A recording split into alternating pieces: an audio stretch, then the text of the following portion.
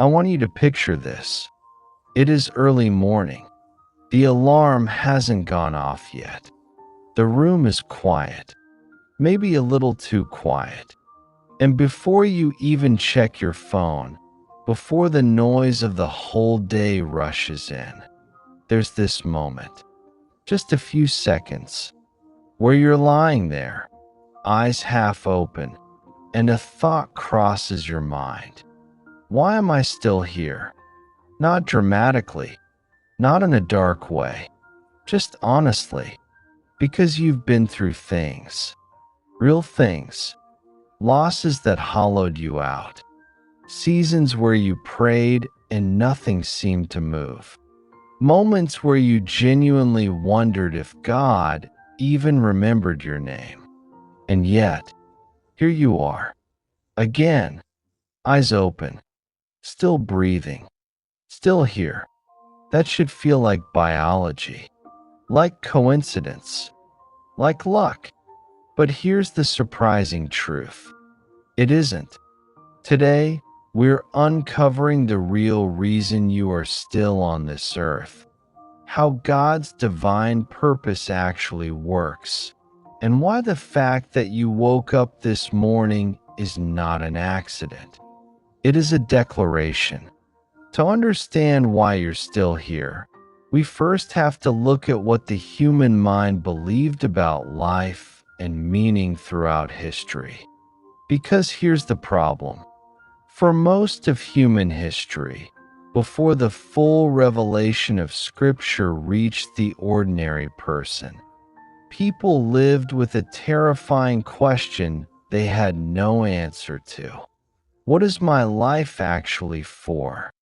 Philosophers debated it endlessly. Kings fought wars trying to manufacture significance. Ordinary men and women worked, survived, suffered, and died, often with no framework for why any of it mattered. It was the dark ages of purpose. You existed, you endured, but the why, the real why, was locked behind philosophy and speculation. Nobody had a satisfying answer. Then something changed. Scripture arrived with an answer that no human mind had invented. An answer so specific, so personal, so verifiable, that it has never been disproven in over 3,000 years. And the answer is this. You are still here because you were sent here. On purpose. For a purpose. Step 1. You were not improvised. This isn't poetry. This is Jeremiah 1 verse 5. God speaking directly. Before I formed you in the womb, I knew you. Before you were born, I set you apart.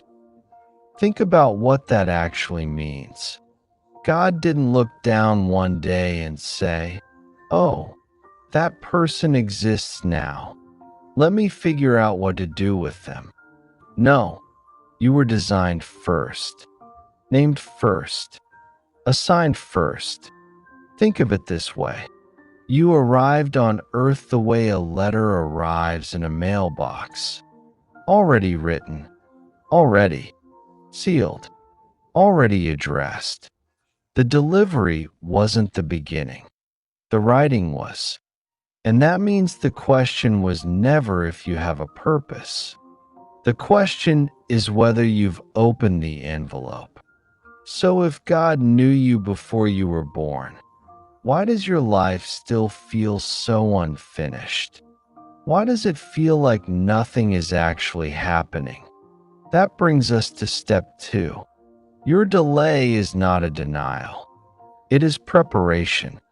Here's an analogy that will change how you see your season. Think of a seed buried in the ground.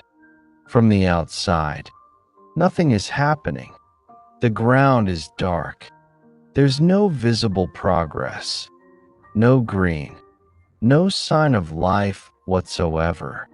If you didn't know better, you'd say the seed was dead. But underground, something extraordinary is forming. The shell is breaking open. Roots are pushing deeper. The seed isn't failing. It is preparing. Your life works exactly the same way. Ecclesiastes 3 verse 1 says it plainly. There is a time for everything, a season for every activity under the heavens. You are in a season, not a mistake, not a punishment, a season. So if your season feels dark right now, you're not abandoned. You're underground. And underground is exactly where roots form before anything rises. But here's where it gets even more precise. Because step 3 is where scripture moves from emotional comfort to binding covenant law. This is the part most people miss. Romans 8 verse 28. We know that in all things, God works for the good of those who love him, who have been called according to his purpose. Now, the word all is not decorative. It is not sentiment. It is the law of the covenant. All things, your failures, your losses, your unanswered prayers, your years of silence, your setbacks that made no sense, all of it is being worked actively right now. In God's economy, nothing is wasted. Not a single tear, not a single detour. Every one of them is raw material in the hands of a God who cannot break covenant. Because here's the thing about covenant law. Unlike human contracts, God cannot default. He cannot breach. He cannot fail to deliver what he has promised. So if God is bound by his own promise to work all things for your good, why are you still treating your suffering as evidence that he forgot you? He didn't forget you. He's building you.